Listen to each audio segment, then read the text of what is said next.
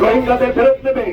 আমরা এই বাংলাদেশ থেকে বলতে চাই, এই গণতন্ত্র থেকে বলতে চাই, তাদেরকে ফেরত দেন, তাদেরকে সম্মানে তাদের বাঁচার অধিকার দেন।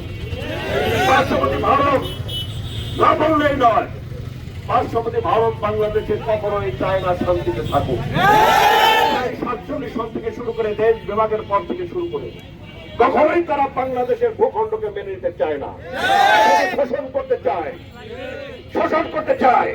এক বিরান্তিক দল, আপনার জানেন, আমরা না বললেই নয়, যদি সেই শেখ হাসিনা আজকে এখানে ক্ষমতায় থাকতো, আমরা এই প্রতিবাদ সভা, আমরা এই মানববন্ধন আমরা করতে পারতাম না।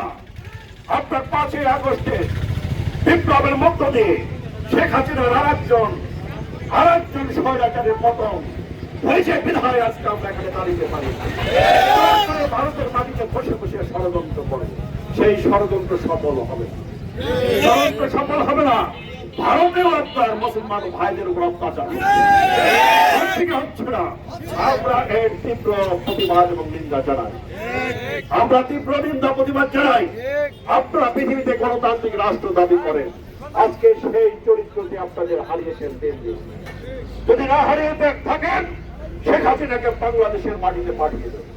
যদি আপনারা গণতান্ত্রিক রাষ্ট্র দাবি করেন, তাহলে দায়িত্ব হলো শেখ হাসিনাকে বাংলাদেশে পাঠিয়ে আইনে তার বিচার প্রক্রিয়া শেষ করা। এটাই আমাদের দাবি।